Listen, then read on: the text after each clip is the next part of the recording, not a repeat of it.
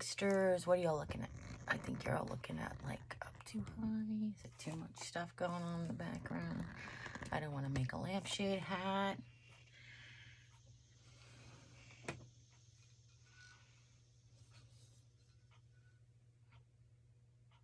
Good morning. First, I'd like to say, put my headphones in. I did fall asleep on them last night and Good morning, blogsters. Grab your cup of coffee. Let's have a chat. Let's spill some tea. We won't spill any coffee though, because we're not spilling the coffee, because the coffee is life. Hold on, let me take a sip.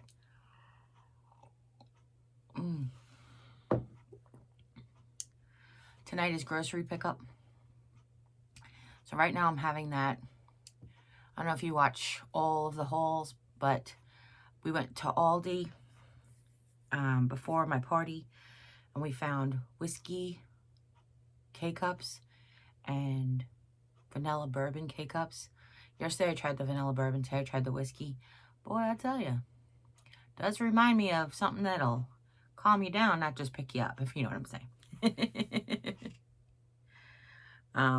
Let me not touch my face so much, but my eyes, I didn't wake up. Excuse me, I didn't wipe the sleep out of my eyes yet, so I apologize about doing that on camera. So, hi. Did you guys miss me? I heard a lot of you missed me. I wanted to first say thank you for all of your love and support and wishes and well wishes. And you hoped that everything was okay. And I told you guys I was working on some stuff. I have been. And I said working through some stuff because I want to say, after talking to everybody that I've talked to, I feel a lot like maybe it was a, not quite lemony snicket, but a series of misfortunate events. And I think it was just all came to an apex. Like, I want to say that there was so many straws that broke the camel's back. And what I mean by that is, like, it felt like and to use that metaphor, it's the only thing I can think of to use that metaphor, is, you know, you the one straw that makes the camel's back ache, and then the next straw that makes the camel's back weak, and then the next straw that makes the camel's back crack, but not until it's, like, you know, when fractured, and then not until it's actually broken and the camel is like on his gut with the forearm spread like a cartoon. So it kind of felt like that. It was just like one thing after another compiled. And I will tell you that I will 100% attribute my menopause, my hormones, for sure. And here's why. It could be 100% like a chemical, like, depression sort of situation, but I kind of feel like when that has happened to me in the past, my ability to push through it or function anyway is really what I want to say. Basically, like, so if my emotions are broken, but my physical body keeps working to function every day, you got to get up and go to work, and you have to get up and eat something, and you know you have to go to the bathroom. Just like the primal, oh, I guess working isn't primal, but it is in a way. So just like those, and like basically basic functions. So no matter how you feel, those basic functions, you still manage to do. And you're not happy necessarily, or hardly ever. You know, you can smirk at a joke that might have made you guffaw before or something, like, so you can see that you're just not lined up, and things are just not quite right. Well, this time,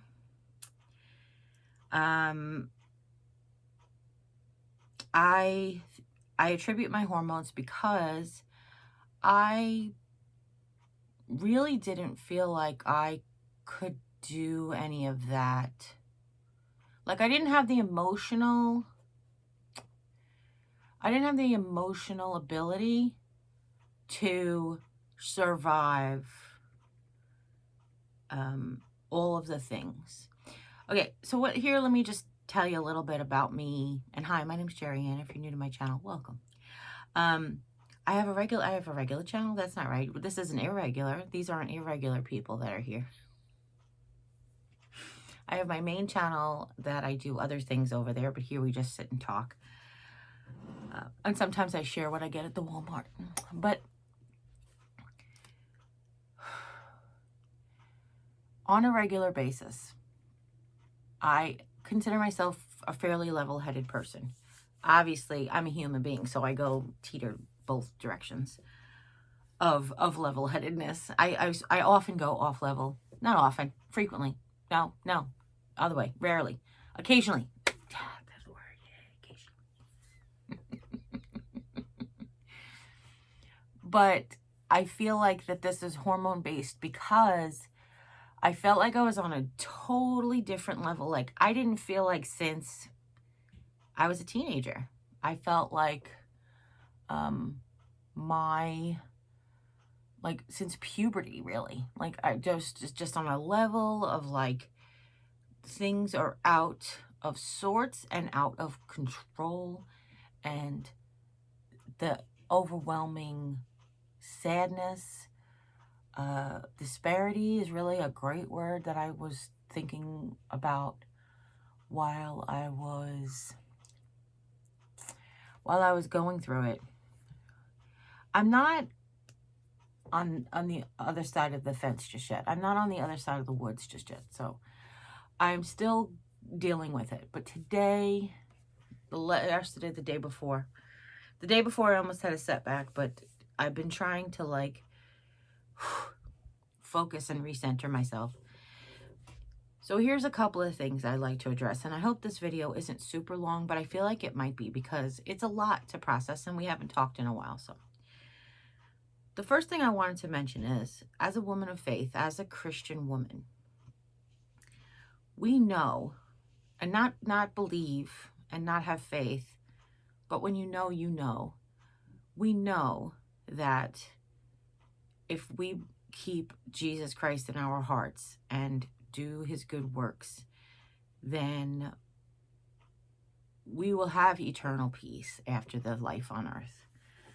And I know that, and that's what gives me hope every day. It's what gives me the strength every day to do all the things that I need to do. That's what gives me the ability, the momentum to push forward. That's what it does. That's what does it, is knowing that as a daughter of Christ, I am forever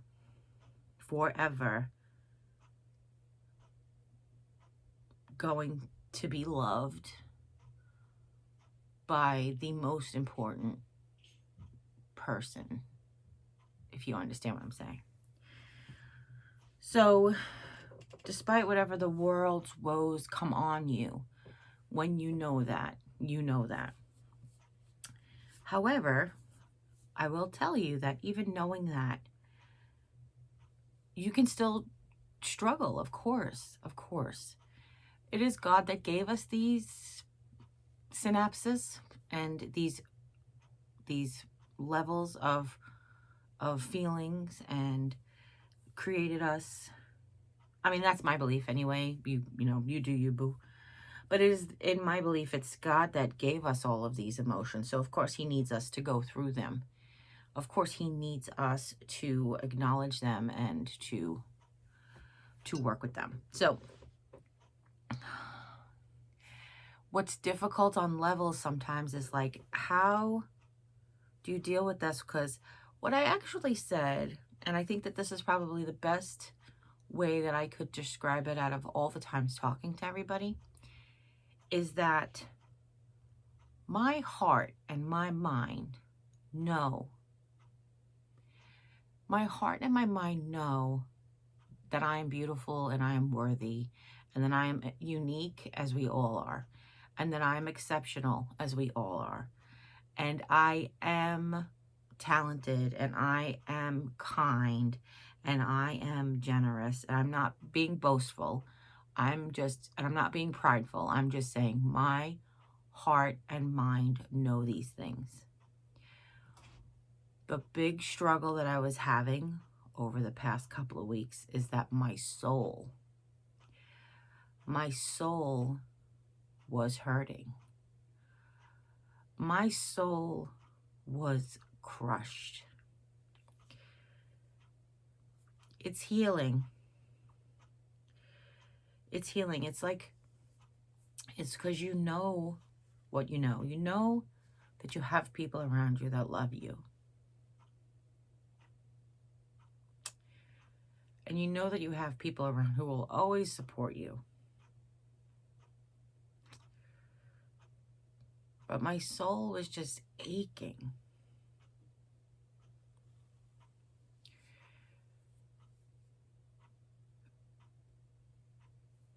It's been damaged further than my mind and heart can see reconciliation.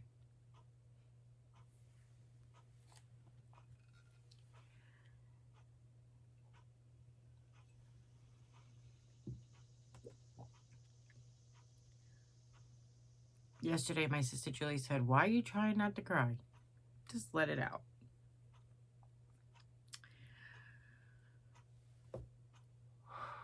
Anyhow,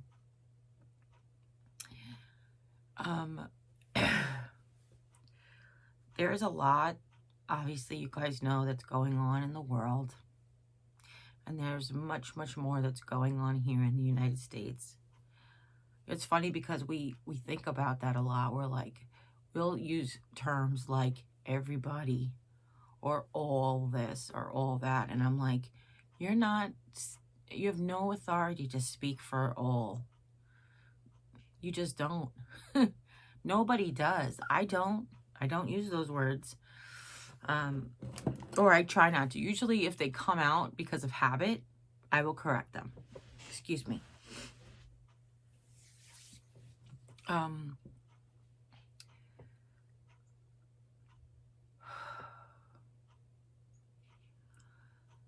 One thing that I've always had the biggest trouble with is hate. I actually have said so many times in my life that it's like my friends and family are probably like, "Oh, I'm tired of hearing that." But I have never hated anything or anyone. There are people that I don't like.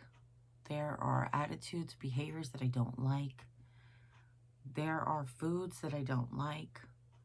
There are places that I don't like. There are things people do that I don't like. But I never felt hate. I never felt hate. So it's kind of really difficult for me to say how hate feels. Now, there's stuff I can't stand, and I use that literally, like, can't stand for it. Like, I cannot stand for it. I have to do something about. But even that I don't hate. I don't even hate haters. My first thought when somebody does something that's hateful and possibly criminal or possibly negligent or just mean, I instantaneously go to what happened to them that made them this way.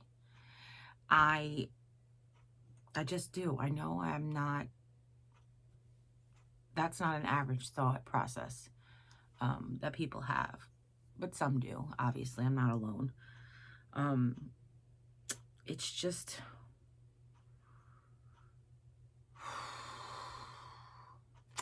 I just don't know what hate is. And when people do hateful things and are mean for whatever reason, and that's what I often ask, I'm like, why? Why are you mean? Why are you acting this way? Why are you being this way? What happened? And that's really like always I'm going, what happened to you in your life that made you so disenfranchised, disheartened, disrespectful, disingenuous? A lot of times they're disingenuous. A lot of times people will be projecting on you what they know is true in themselves, even though they know it's not true in you, and that makes them disingenuous, because what I'm doing is I'm telling you things that aren't true about you to make myself feel better. So I just always wonder, like, what happened in your life? What happened in your childhood and your adulthood? Last week, yesterday, 10 years ago, when you were 5. What happened that possibly could have triggered this hate? When did we, as a nation, parts of us, some of us, stop being free thinkers? Obviously, not everybody's not a free thinker. There are plenty of people who are still free thinking, but when did we not learn to think for ourselves? What decade, year, generation did that happen? Where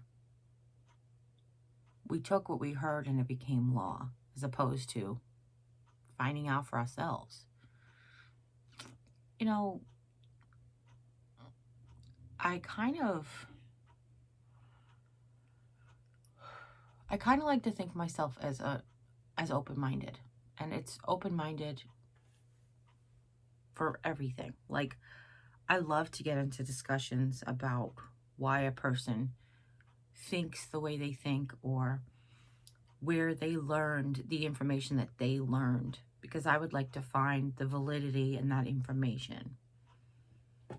Like, I had a discussion with somebody on Instagram who I felt said something hateful and disingenuous, and basically just repeated, like, somebody put something hateful out there and they repeated it, as opposed to like stepping back and thinking for themselves. So it got into a discussion, a religious discussion, and like, one of the things that I asked, and was not answered, by the way, was, what translation of the Bible did you grow up on? Because I know that there are certain texts, people go back to the Bible, and there are certain texts that are very different from translation to translation. And the meanings behind them and the way that they're taught are different from translation to translation. Even so many have gone back to like the original text. They've read the ancient Hebrew and ancient Greek to learn to translate for themselves, sort of situation. And they compare them, like the theologians, they've compared the ancient Hebrew. And obviously none of this was originally written in the original language that was spoken at the time. But it's from the time it was written down to the time it was retranslated and translated and translated. So it's like, was something lost in translation? Was there... I always talk about the Bible as, or actually I actually was taught this during a catechism class. I taught religious education in the Catholic Church for 15 years. I taught Catholic catechism for 15 years. And I was sent to training, basically. So it was a Dominican friar from Brooklyn who actually said, if you think about it, by the time the Bible was written, even in ancient Hebrew, it was the longest game of telephone that was ever played. So if you don't know what telephone is, it's like I tell Sharon something, and then Sharon has to relay that exact message to Lisa, and that exact message to Jim, and so on and so forth. And then when it comes back to me, I want to hear how close it is to the conversation the thing that I actually said. So by the time the Bible was, from the time it was lived till the time it was actually written down, was a long period of time.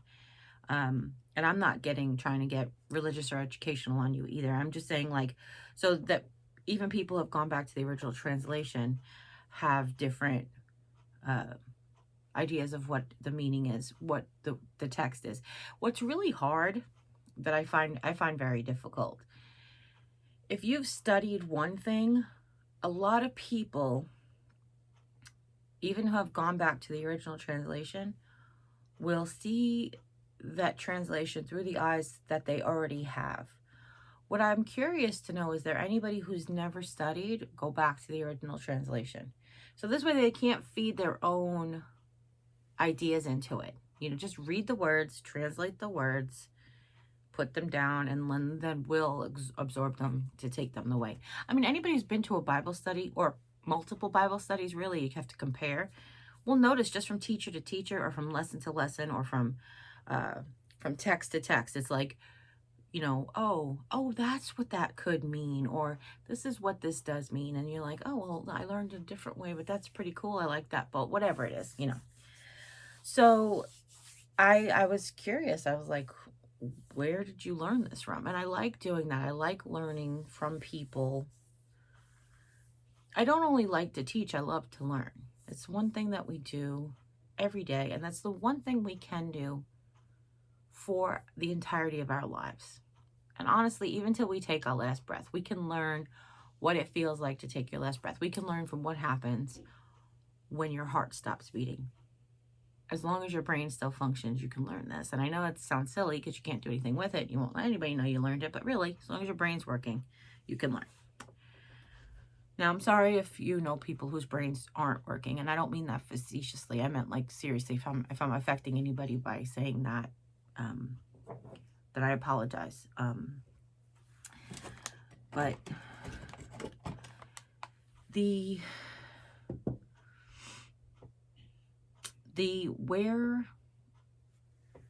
where did you learn that from? Who told you that sort of thing, so I can research the knowledge, is sort of something that I do continuously. And now that we actually have the internet, it's so much easier because, you know, I don't have to go to the library and search 5 different people's books and look into a slew of different ideas, whatever. I can just get this specific question that I'm asking and look at all of the research right there on my page. Not on my page, on the page, you know, the internet or whatever. Whichever page I go to, I can read there, right there.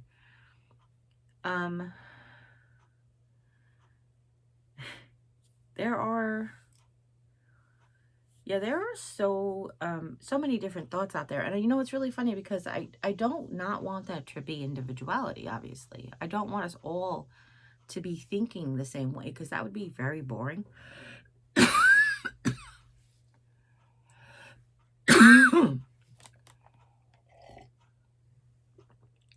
But is it possible that I'm hopeful, excuse me, for Gene Roddenberry's universe? And what I mean by that is, obviously there's conflict in Gene Roddenberry's universe, but Gene Roddenberry's world, his globe, his earth, came together at one point, and everybody works just for the betterment of humanity. It's just to develop humankind. It's to create new things, to create technology, to create better ways of living, healthier, better ways of making food. There's no poverty anymore. There is no famine anymore, because the whole world has worked together to fix the world's problems. And whenever a world problem would come up, the world would come together to solve it. Instead, we're still in a whole, like, I mean, we're not even conflicting around the world. We're conflicting here in our neighborhoods. We're sometimes conflicting in our houses. You know, it's like, you know, we can't even get along to decide what's to have for dinner or whatever. So it's like, it's a dream world for me. It's obviously, I always hoped in 1975, 6, when I was first introduced to Star Trek as a little girl, I always hoped that that would be happening in my lifetime. I mean, when they talked about it, I was like, oh, that 21st century is not that far away. And obviously, you know, we're here now, so it's a different story. But, you know, the 21st century is not that far away. I'll live to see the 21st century, won't I? You know, and I would just, my mom was like, yeah, you're only going to be 30, like, you know, you'll only be 30 when the 21st century starts, or 31. She didn't know how that worked. But, am I hopeful? Yeah, still, I'm very hopeful. And I'm more realistic to know that it may not happen in my lifetime. And it may not happen the way that it happened in fiction, where there was like world crisis.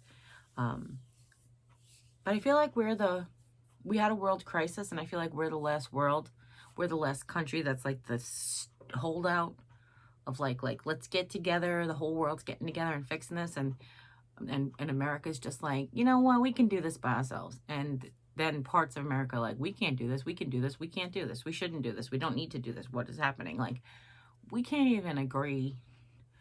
Like, it's weird. It's so weird. So there's just a lot. So there is some issues that I've had with what's happening in the world. I never really got to process all of the things that have been happening in, like, with the protests and the Black Lives Matter movement. I did my small part that I felt like I could do at the time. But then, I know this is not an excuse, but I will tell you, it's how my soul shifted. While all that stuff was kicking off, I found out that my sisters were coming and my party was going to happen. And I went into like this elation, sort of like this endorphins driven love fest preparation and excitement and doing all the things. And then it happened, my party happened, and then it was going on. And then while everything was happening over the course of getting ready in my party, there was earthquakes and fires and mudslides and more protests and more killings and debates about health and safety and about science versus faith. It just was just like all happening. But I was still hormonally charged. My endorphins were still going like a crazy person. I was excited. I'm sure my epinephrine was too, but my, you know, I was just excited and it was going. And then when my family left, I was physically exhausted. I was just like, okay, I gotta rest. But Lisa was here, so my endorphins didn't really like stop so much. It was like, you know, what can we do that's fun? And then I got into the thing with my eyes, and I made an eye doctor appointment, and I messed up like Lisa's plans to go home. And then I went to the eye doctor, and that whole thing happened, and I was dealing with that, and I wasn't dealing with the world, and I wasn't dealing how my soul felt. I was dealing with at the moment. I was dealing with let's feed, let's get, let's go, let's prepare, let's fix, then let's get in the car and let's go, and then go to see the family in Texas, where then your endorphins just kick all over again. You get babies. Hug the babies, love the babies. Babies laugh, babies giggle, play with the babies. Take the babies for a ride. Take the babies out for a treat or something. You know, like whatever it is, you just like, oh, and then even to leave, I haven't seen Jimmy in 2 weeks. I'm excited to pick up Jimmy. We'll have a nice little like second anniversary honeymoon situation happening, and we'll go and, you know, we'll have this cute little like weekend trip. And in the interim, when I was getting ready to leave, I was given some challenges that were happening here at home while I was away. And I don't want to get into detail because I don't want to make it sound like I'm complaining or that I'm right and anybody else is wrong. So it's not even about that. It's just how I felt about it. Understand that, please. Don't jump in the comments with all your hate about how I complain about everything. I'm telling you, this is how I felt. Okay. So it was the Thursday before I came home, and I got a stressful text from Honey. I called him to try to talk him down off of his stress. And in the interim, I felt like I was completely attacked. I felt like unrepresented in my family, and I felt like I was the problem. I was responsible for everybody's problems. Like, and I don't say that I was felt that way. I was made to feel that way. I was told that that's what the case was. So I was caught completely off guard. I got completely emotional because here I am thinking like, I'm 100% an open book. I feel like I'm a completely reasonable human being. I am a very like, I love to communicate, obviously. I have a YouTube channel and I just talk to you guys all day. But I love to communicate. I love, if we have a problem, let's talk about it. Let's fix it. Let's not let it be a problem. Let's not let it fester. I mean, the same thing was literally with wound care. I noticed a few years ago that my wounds on my feet heal, but they heal at a much slower rate than they ever did, and they heal at a much slower rate than other parts of my body. But that is typically normal with age and with type 2 diabetes. But I'm diligent. I kicked an over-the-door, like a heavy-duty over-the-door rack that Jimmy had left on the floor. And it's not just that I kicked it, because I didn't see it. It was under something. But I kicked it, but it hit the wall, so it, like, really, really gave me a good wallop. And I noticed the black and blue started to come across my toe, and I started to, like, I took photographic evidence because I would like to track the date. Like, I can go back and say April 26th. This is what it looked like. And it progressively got worse, and Lisa was kind of joking about, like, am I going to be a neurotic person? I'm like, no, I'm just diligent about tracking how I'm healing. And that's the same way with my family and issues that we have. If we have a problem, we need to track it, talk it about. We have to make sure that it gets better. We can't just, like, say it's okay, you say it's okay, I say it's okay, but not really fix it and not really pay attention that it doesn't get worse. Okay. So toe is getting better every day, but that's not the point. I just wanted to let you guys know, because I feel like in the comments people will be like, what happened to your toe? Okay. But maybe when it's all better, I will share the pictures. You guys, grossness, see, like, gross? It's not gross, but some people think it's gross. Some people think feet are gross, so that's whatever. My sister Jane, don't even take your shoes off, I feel like. But anyway, okay, I digress.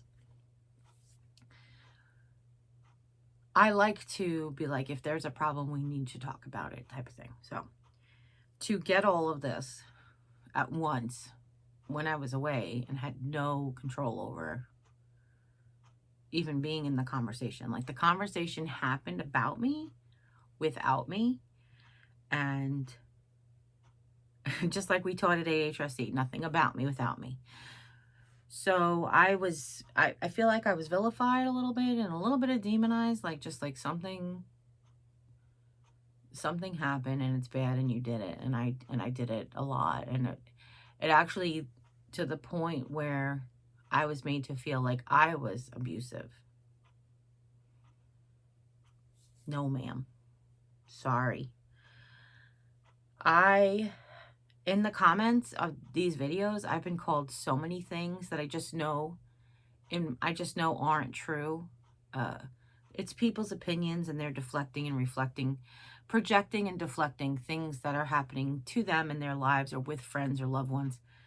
They do that onto my relationship with my husband and to me and how I act and that's okay. You do that. If you do, I'm probably going to, like, remove the comment or whatever, but people do that. But I am not any of the things that they say that I am, because if I was, I would stop being that way. Does that even make sense? Like,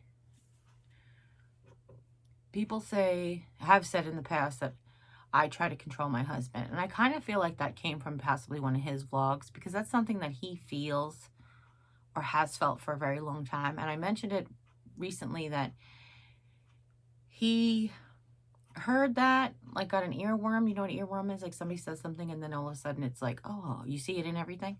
So an earworm got implanted in him by my sister-in-law, that where like all my brothers and sisters are controlling. And I'm like, I don't even want to control my life. I don't want to control your life. I have no interest whatsoever in controlling your life. So I appreciate that, but that is just not true. So that's the kind of thing, like, that's what you see. That may be possibly your opinion, but somebody said it in his comments of his videos, or he had said it and then read it and then brought it back on over here and then said that about me. And I'm like, what I want to, I'll come back to. Remind me to come back to this. You can't remind me because you're not really here right now. I mean, you're there, but you're not here. Oh my goodness. Let me get some more coffee. Hold on.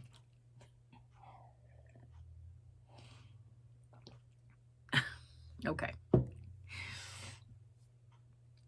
Now that made me just forget where I was. Oh, so if he felt like he was being controlled, then, and he said it in a vlog and you guys brought it back over to the channel, but I am not, and I'm not trying to pretend or make myself up to be something that I'm not. I really have no interest whatsoever. Do I try to control some situations that reflect that absolutely 100% affect me? For sure. Like, I control what I put in my mouth.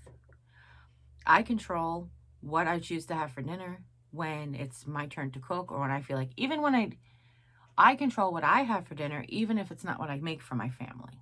I'll put it that way. So traditionally, when I make meatloaf, I will make mashed potatoes for them. I'll make corn for them, and then I'll make a vegetable. I control not to have mashed potatoes.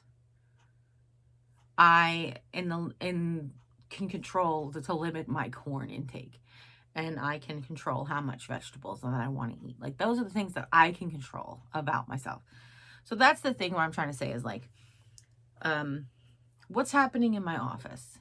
I have some semblance of control of what happens in my office, but the door is not locked and I'm not the only one with a key. So what I can do is I control how it is now. I can fix it now to be now, but I can't tell you it's not, I don't have control over it. It's a family room, and the family needs to come in here and do whatever they need to do, then that's what they'll do. And that's how, whatever. So I can try to control the things that I can kind of control in my life that affect me, but none of them are him.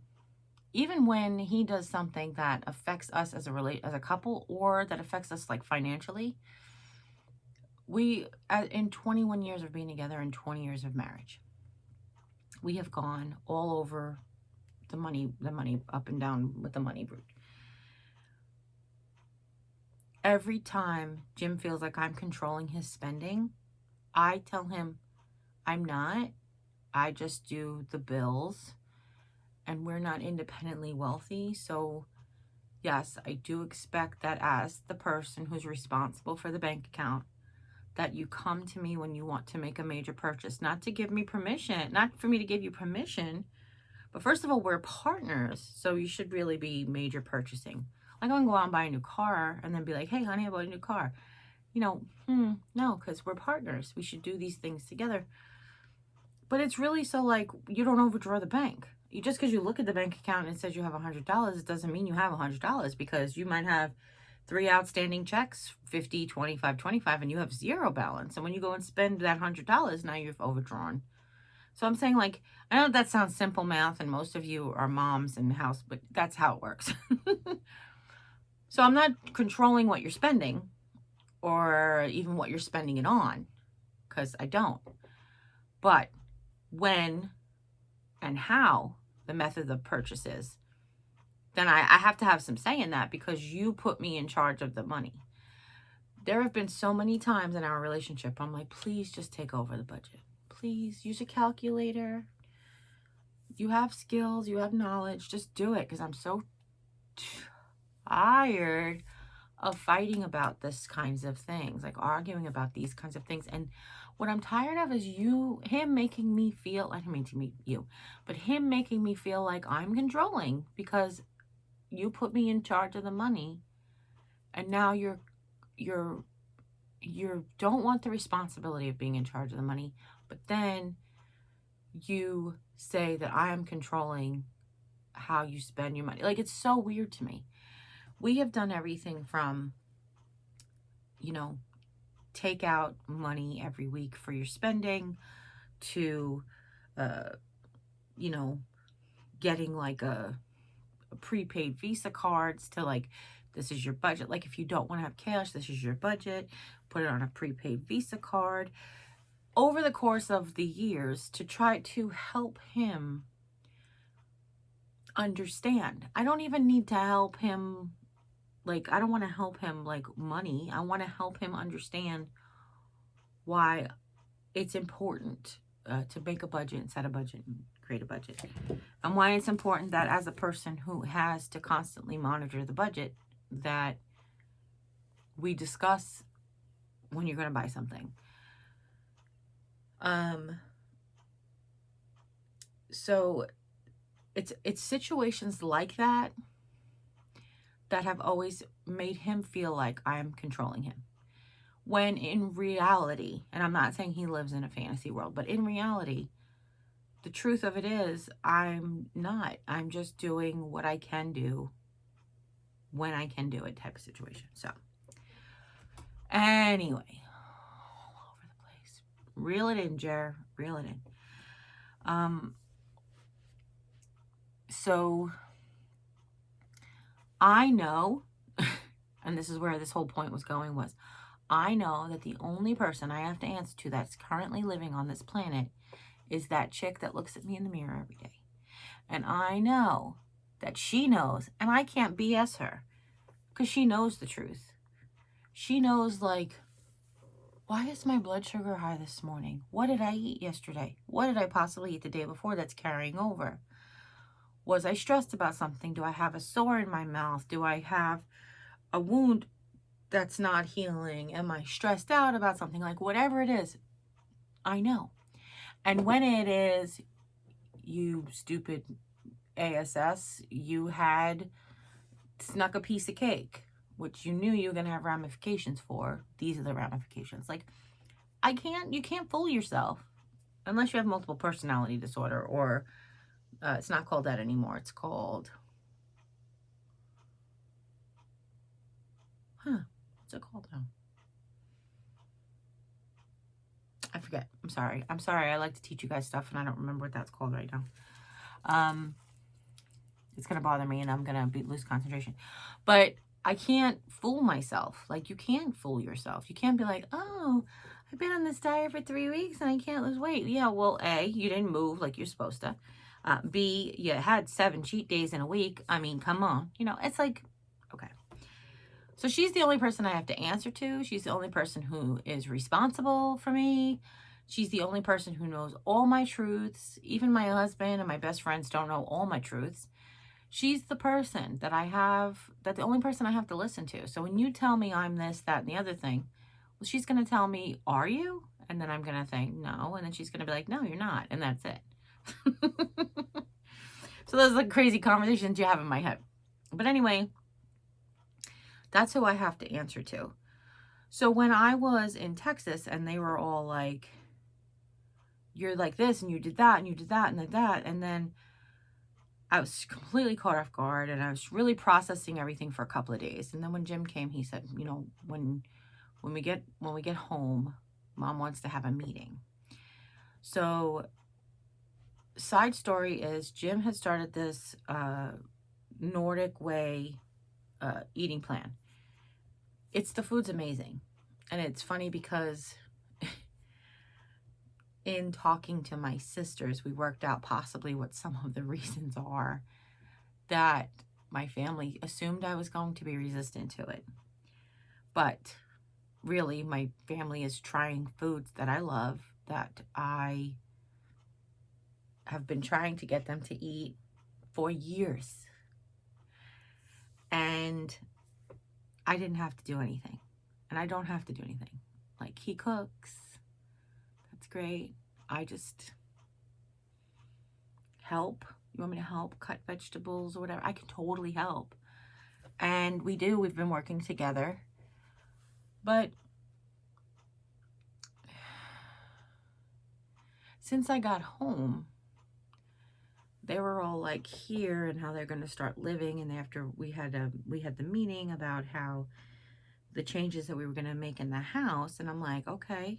I had a couple of issues with some of the things that were told to me, but again, it's not always how we intended it. It's sometimes how it's perceived by others, because you can't tell people how to think. So, okay, so my intention was never to make you feel that way, but if you feel that way, obviously we will change what we need to do so that you don't feel that way. Some things I was just like, nope, that's a mismemory of you. That's something that is not how it happened. Like, to not tell you everything, but just to give you a tiny example of something that it really isn't that that specific. Well, not that specific, is not right, but that intimate, I guess. That's what I meant to say. One of the problems was the decor in the living room. Okay. Now, I explained why it had gotten like so, like a little overwhelming, even for myself. Before my party, we were doing like this great purge and of everything in my whole house, and we hadn't gotten to this area yet. And that was one of the things, like, that kind of bothers me when people do that. Like, when you're making changes and you're supposed to make changes slowly, and then they come to you and be like, well, you didn't change that. And I'm like, yeah, well, because I didn't get there yet. But that's another thing that's like, people pointing out that you're doing a good thing and you're doing a good thing for yourself, but you haven't really achieved the goal that I want you to yet. So that's another thing. So the decor in the living room had gotten a little bit extra after my party, and we put away the party stuff and left out the owlery onto the fireplace, because I said, I actually talked to Jim about it. I didn't just tell him this is the way it was going to be. We talked about it. I said, is the owlery really objectionable right now? Because we are really close to like autumn and Halloween. It would look really cute if we just like kept that out. And he's like, yeah, you know what? I like it. He's like, it's kind of cute. And no. Well, obviously, we never ran that by everybody who lives here. So then it became like an issue of, why do I have to keep looking at this from your party's over, or whatever. So it wasn't like, I noticed you cleaned up 90% of your party. No, I noticed you cleaned up 99% of your party, but that 1% is really bothering me. And I can understand that. I can understand how people feel the way they feel. I do. I'm not trying to be unreasonable, but it wasn't neglectful. We actually, my husband and I discussed it, and we decided this is what we were going to do. And honestly, I'll be fair and honest, and I'll tell you how I felt about it, is that Mom just walks through the living room and she sits and plays HQ for 20 minutes every day. And we sometimes sit and have conversations, but it's not often. It's not even frequent. It's when she's feeling like she's got something to share or something. So I didn't take her opinions into account, but I even said to him, even he, as much time as he spends in the living room, has his back to everything but the computer. So, of course, I was going to make it look the way I thought looked nice, not only just for my channel, but for myself. Like, I don't do it for the channel, but I share it with the channel. But I like the way it looks, and I try to make it look nice, because I'm the one who has to look at it. I never thought, and nobody ever said anything. We moved in October of 2013, and it's been ever changing, ever evolving, just like Decor does. So one of the things that I had to call on was when we first moved in, that I was the person that did all the decor while everybody else was busy doing their own thing, and then they had no say in it. And I was like, well, I'm going to call BS on that, because this didn't happen in 3 days or a week or a month. This happened over time. When we first moved in, you guys might have seen we had 2 couches, because I think I had both couches when I started my channel. So we had 2 couches. They were both left there. One of them had no cushions. It was in the dining room, which is now my dining room. The other one was in the living room where we have it. I had 2 side tables come from New York, and the one round coffee table were both in my home in New York. And they were able to be cleaned because they're all solid wood, and I cleaned them and they survived the flood, and they made it here. One table was actually when when we thought we were going to have to move to Missouri in 2010, Jimmy was living with Mom for a couple of months, actually quite a few months, about 6. And we had set up like a whole little room for him. So I had sent him that end table from like a catalog that he had set up as a side table in his room. So that side table was that. The other side table next to Mom's chair and Mom's side table, those were hers. Those are her, that came from her other house. And actually the side table there was her aunt's, which it's really neat to have like old piece of furniture. I like that. So when we first moved in, it was like, okay, what can we do here? And then we swapped the couches, we changed the rug, we added another coffee table to our couch, switched ottomans. Then we ended up getting the one slipper chair, and that was in the corner. And then we ended up getting rid of the one, and then we switched couches back. We ended up getting rid of the one couch and getting the 2 chairs from Aunt Sue. So now we had 3 chairs and a couch, and then Mom's chair, so like 4 chairs and a couch. So then we put the chairs there, and then we ended up getting that little cubey table from Eden, which was in here for a while, but then we moved it out there to put between the 2 chairs. Like, we constantly, here's what we didn't move. My end table, which kind of has like moved back and forth, but it's always been on my side table and my mom's side table. Mom's table and chairs, basically. Mom's table and chair. The coffee table really hasn't moved. We tried, but because it's wide, Mom was afraid it was going to impede her path if we put it in front of our couch, like to switch it up. So it's only just moved, like, because the one couch was closer. It was closer to the one couch than it is to the 2 chairs, because the chairs are angled. And the TV was put where it was because that's where the cable was, like most TVs. But, you know, I mean, the decor has changed continuously. The fact that the desk is in here now, that's different. The chairs are different. The couch is different. The table's different. I got a new ottoman. Like, I felt like there was always change, but she was like, and the furniture hasn't moved, and you did all this. And I was like, hold on a second. I said, first of all, this didn't happen overnight. None of it did. You were here the whole time. I was like, you actually had input on the gallery wall, because those are your friends there, and rightfully so. I'm not trying to say like my friends can be there and hers can't. I just meant, like, you know, these pictures I didn't even have before we moved in here.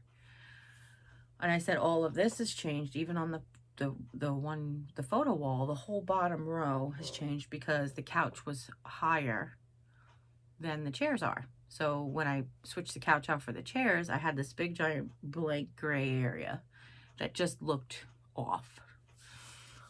And I said, in the fireplace, decor changes constantly. Like, just like I change it from season to season. So part of what I think the problem was, and again, this isn't a complaint on my husband, this is just, we're getting older and things are slowing down. My routine has always been, when it's time for a new holiday, we get down the holiday boxes, we unpack whatever decor everything. We really unpack everything. And then we decide what we're going to use that year and what we're going to just like save next year and what we just want to purge and we're never going to use again. And then we take all of the regular decor, I don't know what else to call it, like the farmhouse, regular farmhouse decor or whatever, and we pack it into the holidays box. Basically clear off the fireplace, put up all the holiday stuff, put all the regular stuff into a box, and we put it away for the season.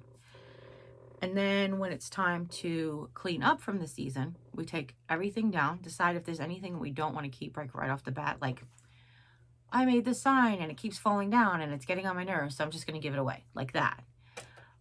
Otherwise, we pack it away and we then purge or redecorate or redesign or whatever the fireplace. The fireplace then, like, oh, you know what? Before Valentine's Day, we had the houses like this, and since Valentine's Day, like after Valentine's Day, we're like, oh, you know what? The houses look cute here. We redesign like our regular decor.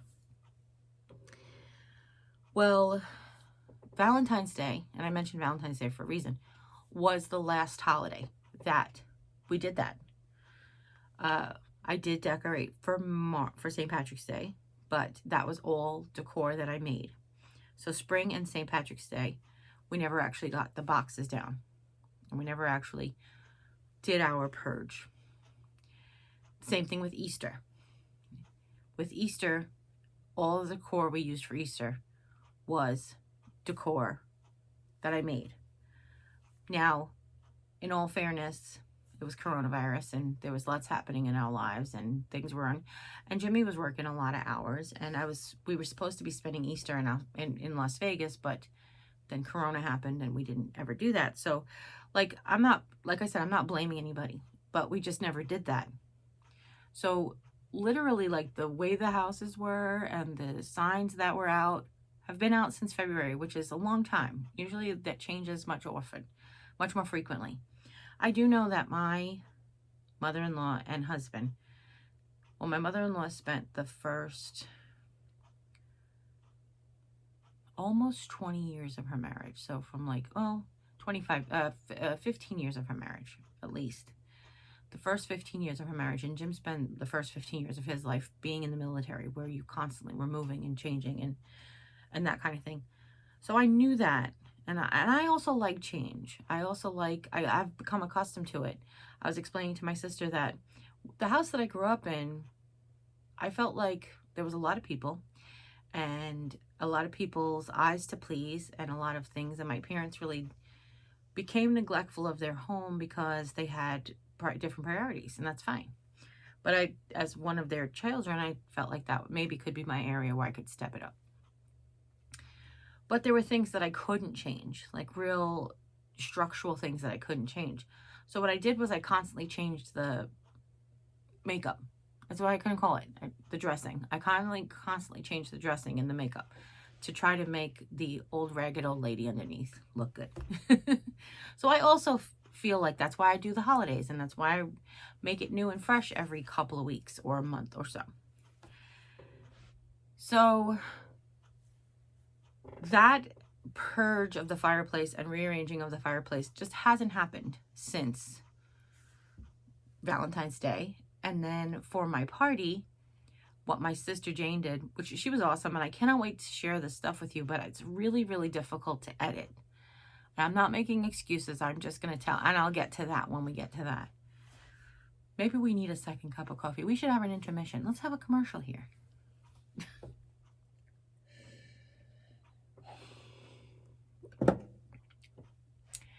I'm back. So my sister Jane did an amazing job. She just went around, like, I had all of these things, like the owlery. I had the sign, I had the owls, I had the cages, I had everything. She just decided that this is how we should put it together. And she just got it done. And she did such an amazing job. But what she did was took whatever she was in her way and she just like brought it into the craft room. I gave her like a bucket and she just put everything in the bucket and whatever. So when Jimmy went to clean up, not knowing like, what should we do? He just put everything back, which that's fine. I'm not complaining. So it really didn't change. It changed for my party and then it changed immediately back to the way it was. So again, not making excuses. We're getting older. Things need to change. But my big problem with all of it was, why didn't you tell me? Why didn't you tell me that it was too much, or you didn't like it, or was feeling overwhelming to you? I'm not a psychic. I'm not a mind reader. And it's really hard. I'm not complaining, but um mom has a certain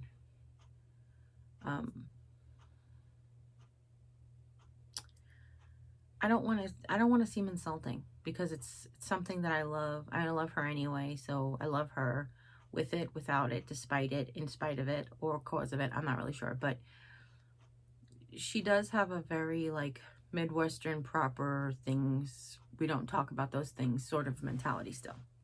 Her age, her generation, where she grew up, and that sort of thing. So I know that it's always hard to read her size, her eye rolls, those types of things, because I don't know what they're for. And then if I try to sometimes talk about it, they get denied that they ever happened. Sometimes they will actually get to talk about it, but a lot more times than not, it's, I didn't do that. I don't know what you mean. So,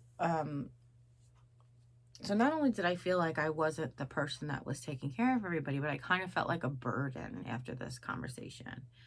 And there's one thing that I never wanted to be, ever, was a burden. I didn't want to be a burden to my parents. I didn't want to be a burden to my siblings. I don't want to be a burden to my husband. I don't even want to be a burden to myself. I don't want to be a burden on the planet. I don't want to be a burden on this nation. That I don't want to do that. So I definitely don't want to be a burden on my family.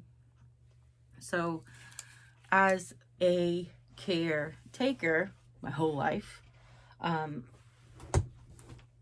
sorry, I start to slide on the chair after a while. As a caretaker my whole life, you don't want to be a burden. I don't, it's like, that's what? When I had my knee surgery, I know I said this story before too, but when I had my knee surgery in 2012, I was the assistant manager at the group home. Basically, me and my cousin were manager and assistant manager, but we kind of like always did all the roles. I was the assistant manager at the group home. We were running the group home, taking care of these 6 ladies, the best, making them independent, take care of themselves. The financials, the budgets, the household things, the things at home, fixing my house up, all these things that I'm doing. And my first time using the bathroom, the nurse said, I need help wiping. This was after my surgery. So I was like, I need help wiping. And she said, well, who helps you when you're home? It really took me a minute to figure out what the hell she was talking about. Like a second, really just a second. I was like, nobody helps me at home. I help everybody else. Like, I didn't even understand the question. So I've mentioned before that up until like my knee surgery, I really had difficulty asking for help. Not terrible difficulty, because I knew that at work it was important to get the staff to participate in what needed to be done around the house. So it was not that I needed help. It was, these are our responsibilities, that we'll all share these responsibilities. But to help me, not Jimmy grab the other end of this couch kind of help me, but like to do something for me, because I can't do it for myself. It was not until that moment. It was not until that knee injury. It was not until that surgery that I needed help. And I needed to start accepting and asking for help. Oh, the other way around. Asking and accepting help. So I'm not used to that. I'm the caretaker. I'm the caregiver. I'm the person who takes care of everybody else.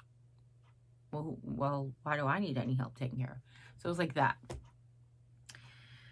So it was very odd to feel like a burden after all that. Because then you're like, is this really what happened? Like, do I really make my family feel this way?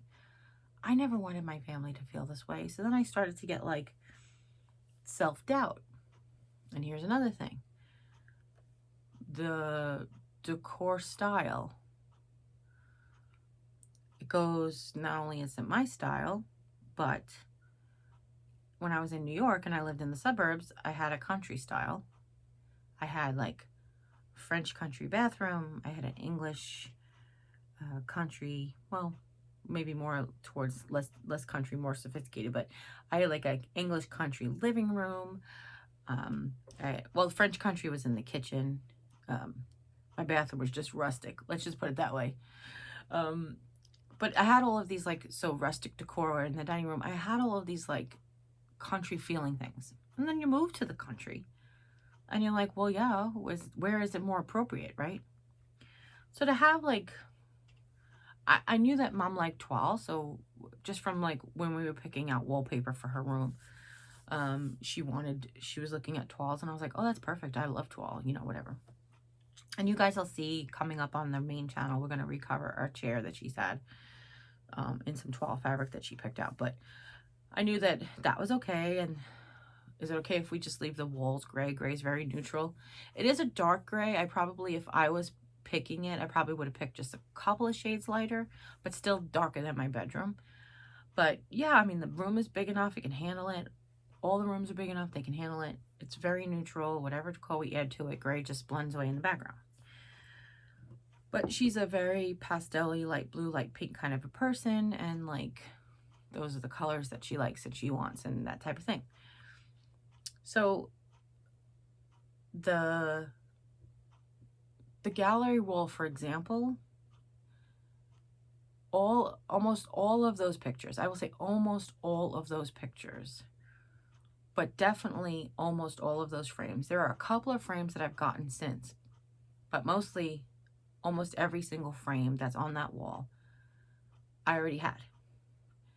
When I worked and lived at the group home, we had, hopefully I can find a picture and insert it, but I don't even know if that's going to happen.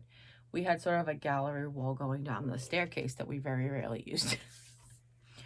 But when people, I would show people it. We would use it sometimes, and of course people would see it. That's what I did. I took all these black and white prints, and I put them on all these black frames with white mats and white frames with black mats. I mean, black frames with black mats. And I just put like this beautiful gallery wall going down. So when we moved here, the only thing I did was I swapped out some different pictures, because mom had pictures that I never had, like a picture of Jim's dad with his, when he was in the Air Force with his crew. So it's this beautiful black and white picture. And I took that and I put that like in a frame of like, how many pictures of my nephew do I need kind of a situation. And then over time, like there's a picture of me and Luna, because I had all that special time with Luna and I loved the way the picture came out. So I swapped out a picture of, it might have been a picture of me and Garth Brooks. Oh, no, it was me with a boa around my hair. My sister Alicia took a picture of me with a silly black boa around my hair. Boa, like a feather boa. So those things have changed. And then of course we filled in the space. So we've got other things. And then I found this really cute picture frame at Kirkland's before I moved here, but we had gone to Ohio in 2012, right before the flood. So I had purchased some things in Ohio that I never got to put up in my house at 41 because we just got them. And then the house got destroyed. Like we never got a chance to put them up.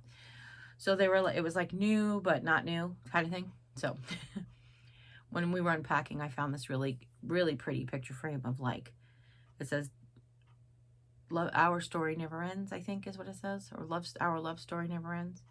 And it's got like 4 pictures. And I just put like over, what I do, like every 5 years.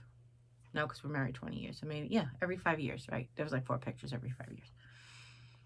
So we put that up, like just little things like that. Things I had. Some I purchased some new black frames. What I liked to do, and I did this when I had the apartment, when we first were setting up the apartment in 2006, was I had tons of gold frames and old frames, and I spray painted everything black just so that they would all be the same. That's all. I mean, I took The apartment at the group home was like really weirdly placed, and there was a window that went out to the roof of the porch, like of the back deck. So I used to like open the window. It was a lot more level. It wasn't a very severe pitch on the roof. And I would just lay out newspapers and put like the picture frames down and spray paint right there on the roof. Close the window, let it air out. And I had to go up and down the stairs. It was great. So we spray painted a lot. I have like a shelf in the living room that used to be white. Actually, it was gold.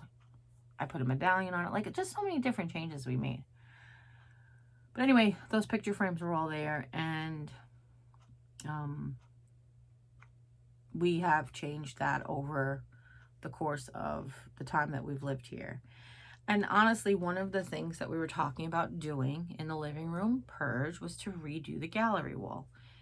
I wanted to get more updated pictures. I don't have any pictures of Emily's boys, who I'm very fond of and very close to. I don't have any pictures of Emily's boys. I don't have any pictures of my nephews as adults.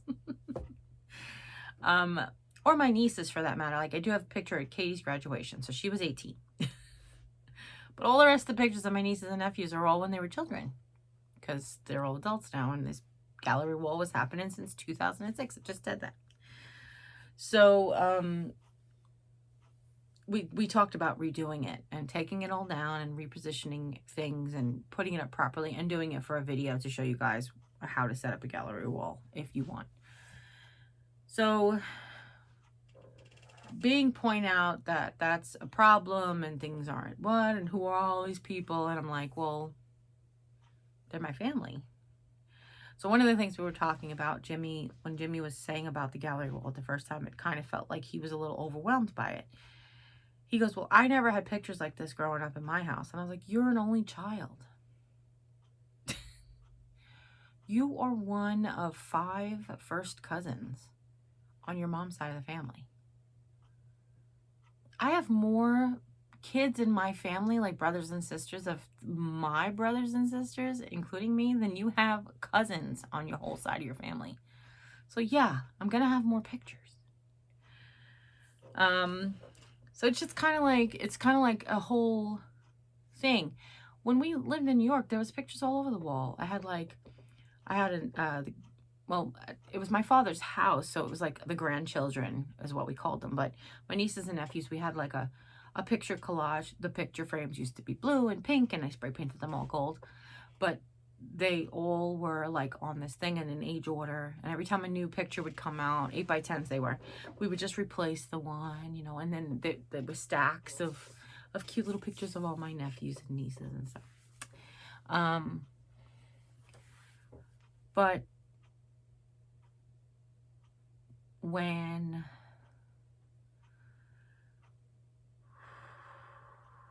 the flood came, a lot of that stuff didn't make it.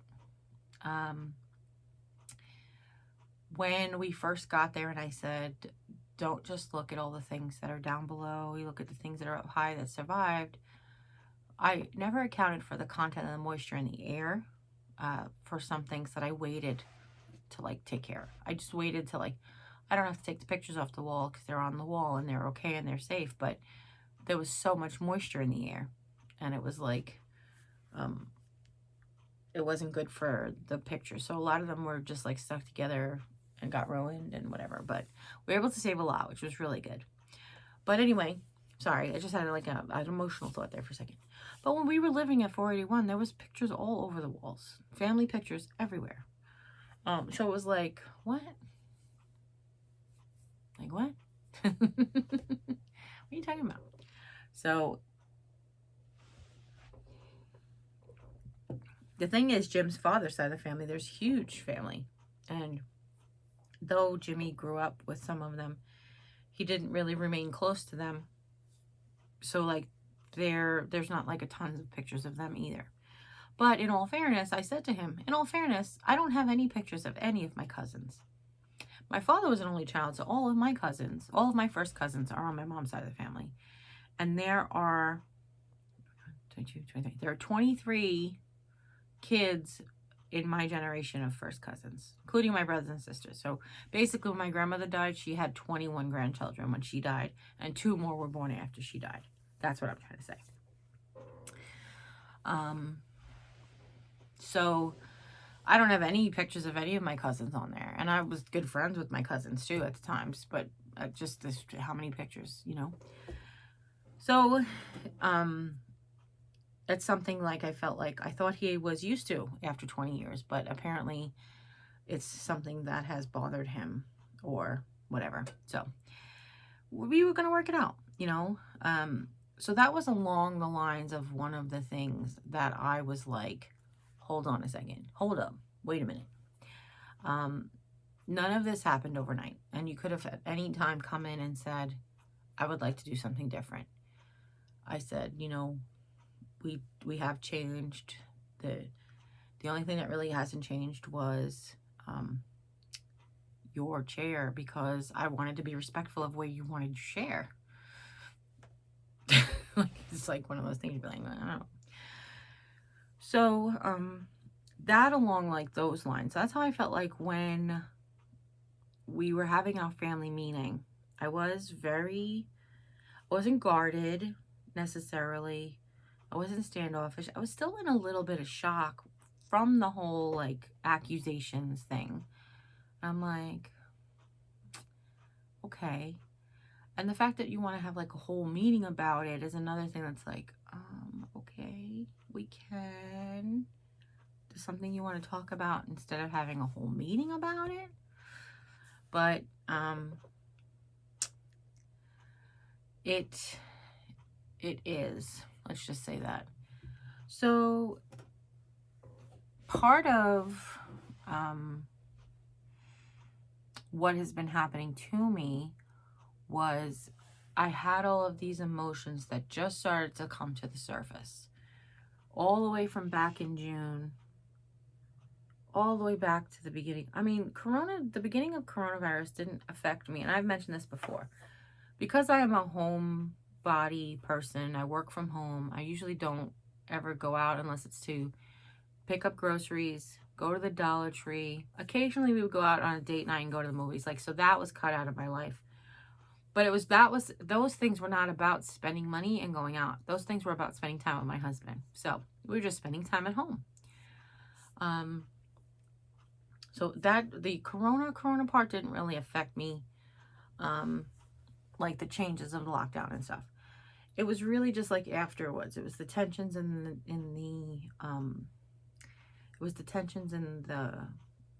United States and the things that were happening unjustly, and that people,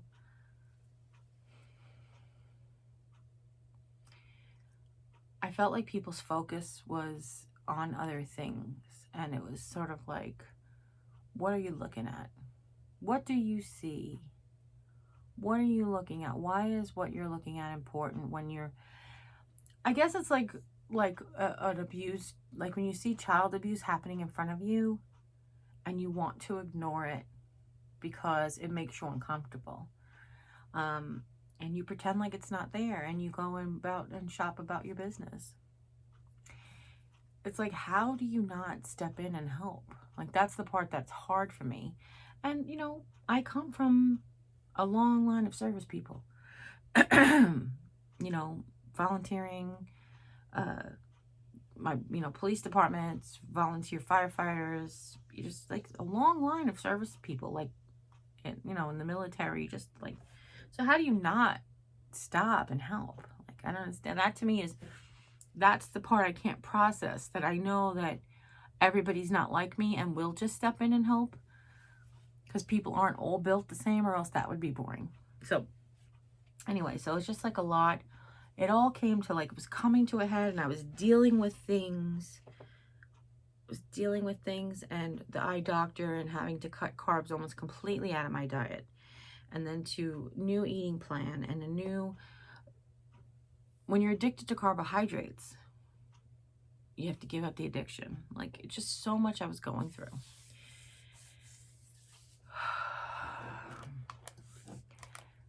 To get walloped on the side of the head with this as well was just another straw. like the camel's back is now fractured. One of the things that truly broke the camel's back was Jim and Mom were on this like high where they were trying this new lifestyle and there's things they wanted to make change and all these positive changes they wanted to make, and I was so on board. And when I came home, they started to just slide off.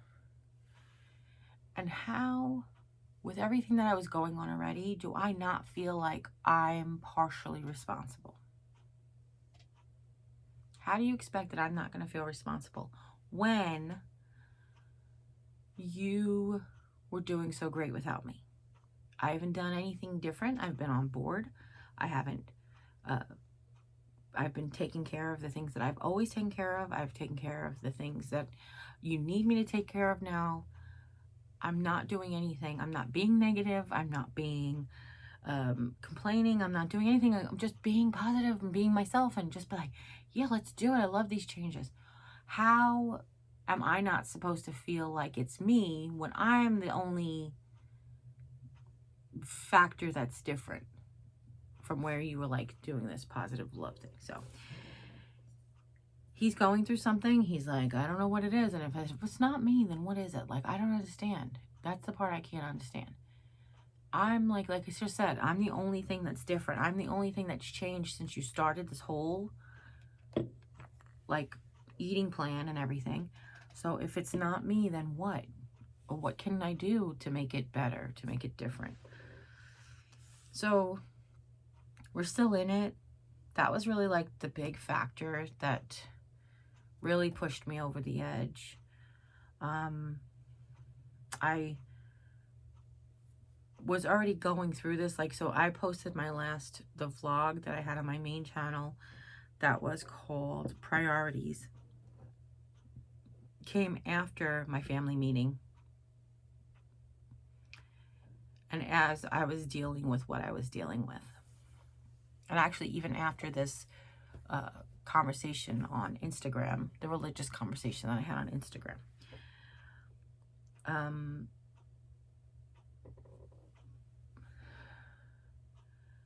I posted it and I felt very vulnerable posting it.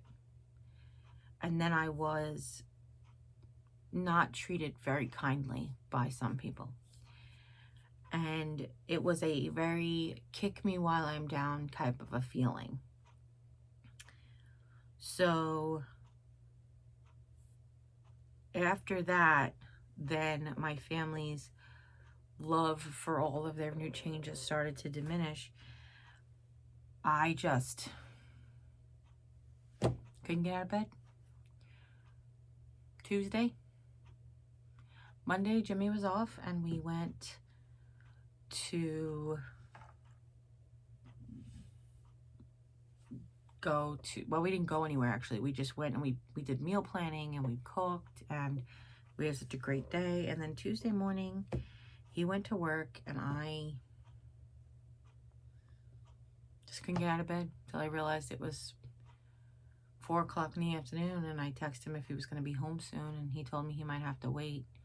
Actually, to be honest with you, that's not exactly how it happened. He texted me to tell me that he might have to be late. I didn't even realize what time it was.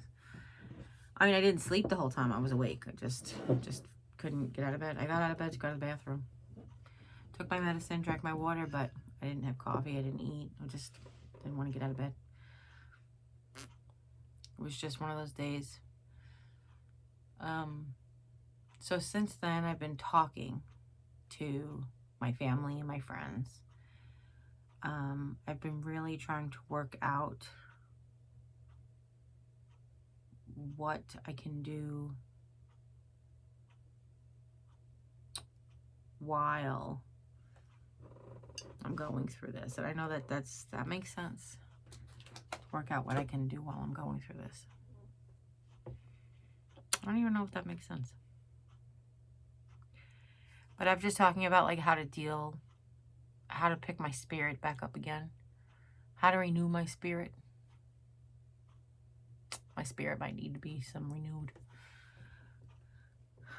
I want to create and decorate, but my confidence is shook. Um, I love that you guys love the things that I do, and I love that you share with me all of the wonderful things that you do. But when it comes from the people that you live with who are supposed to love you the most unconditionally, and they say, oh, by the way, everything that you've been doing for the last 4 years is crap, but really it's 7. That's how it felt. I mean, that's how it feels. I want to do the things that I want to do, but then I'm like, well, if I create more decor, am I going to be able to hang it up? Can I hang it up? Should I hang it up? Should I continue to decorate for holidays? Should I continue to create stuff on YouTube? Is it even worth it? I know that there are so many of you who love me and love everything that I do. And I've said for so many years, I do it for you guys. And I don't want you to think that you're not important enough for me to keep doing it. But right now, I feel so vulnerable that it's hard to imagine putting myself out there anymore. Yesterday, we went to the Dollar Tree for the first time in weeks. And I hauled it for the first time in weeks. And I was starting to edit it, and I didn't have any desire to upload it. I know I'm going to. I know I need to, but I just don't have any desire to. It's very sad. I was talking to one of my YouTube friends, and I was like, I'm broken. They broke me. They did it. They won. The bullies won. The bullies might have not have won the war, but they won the battle. And as I mentioned before, not since I was a teenager, and I actually had physical bullies. Girls who put gum in my hair and talk about me behind my back and make fun of me, the way I dressed and how I groomed and what I wore and what I ate and how I looked. Like, when you're 13 and 12, you don't expect it, but you can at least say, oh, well, they're just kids. That's what your parents would tell you. They're just kids. They don't know you.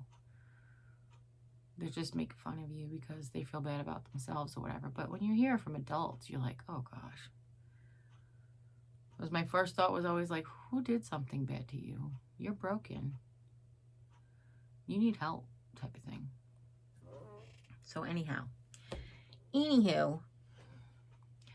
I'm glad that I got through this whole thing without crying.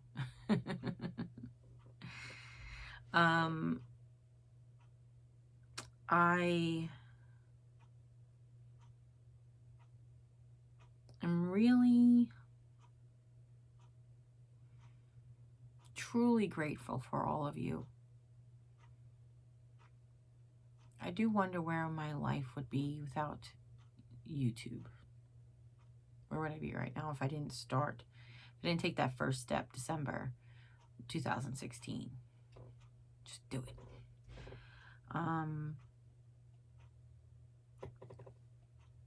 I did say I was going to get back to my eyes and the editing. That's right. So what I have been getting is, I mentioned in my eye video that the back of my eye, like the retina, is like got a bulge under it, and it's a little bit broken and it's swollen. So I also mentioned that I have these big floater spots in my eyes. The shots that I've been getting is only just to reduce the swelling and fix the retina. Not fix it, but to reduce the swelling in the retina in the back. I may or may not see any improvement in my vision. So I really haven't. Slightly. When I did my eye test, for example, I got one line better on each eye. So I'm like 20/30, 20/40. And it's difficult. So when I read now, even with readers with a magnifying glass, I still feel the strain after a while. Even with blue blocking technology, I don't have that same kind of eye strain, but I have the strain of my face trying to squint and see. It's very difficult. It's very difficult. I have tried to get help, and there's not really anybody who can help me but Jim, and Jim is really focused on his channel and working on himself, so he's not really available to help me. Mom has offered to do whatever she could, but she doesn't know this technology at all. She's actually been having trouble with her Corel WordPerfect from like 1993 that doesn't work on her new computer. That's been like consuming her. So me asking her to learn iMovie is probably not gonna happen. But it's hard to edit. So even before I have been changing how I edit things. Like if you watch the Walmart hauls, I used to put the prices like here each time. Like the price would be here of what the item was that I was holding up. That does take like splitting and adding text, and then the text would sometimes be wrong, and editing that, and I couldn't see that, and I couldn't change it unless I have a different program. I could learn a whole new program, but I don't have the money to do that right now or the time. So what I did have been doing is like basically screen recording the receipt at the end so that you guys can stop and look at the prices that I paid and such and such. So I have lots of content shot on my phone already that I just cannot edit without help. Right now, I just don't. I will try. It takes me a lot longer to get the footage to the computer and to edit it on the computer, but I will be continuing to try to do that. It's still iMovie, but it's different than the iMovie on your phone that I'm used to, so I'm learning a lot of different things about it. But I think most importantly, I need my spirit to be repaired because I don't feel like creating anything new right now. And I know that that's not what you want to hear. It's not what I want to say. Trust me. So hopefully that's something. Oh, I have an appointment to see a new primary because I feel like my old primary was failing me a little bit. So I have an appointment to see a new primary care physician, but they couldn't see me until September 24th. So it's like I have to kind of wait, play a little bit of a waiting game. And then I know that when I see them, then they're going to send me for blood work. And then I'm going to have to wait and go back. Like it's probably not going to be till October till I get like all that stuff straightened out. But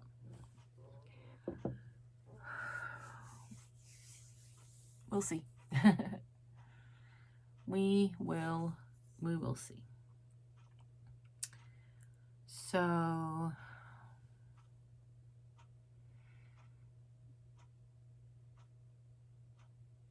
yeah. Thank you. I love you. I do. I mean it. It's why I'm kind of forcing myself to do this, because I love you. Just like answering direct messages and private messages and text messages, is that I know that you love me and I love you back, and I want to give you at least the courtesy of telling you what's going on. Because otherwise I'd probably just still be in bed. I hope to be happy and chipper back soon. I hope to have my soul repaired. I hope that we can come together as a people and stop trying to pull away and pull apart and take care of each other, because that's what the perfect world would be. Okay? As always, you guys take care. God bless, and we'll see you next time.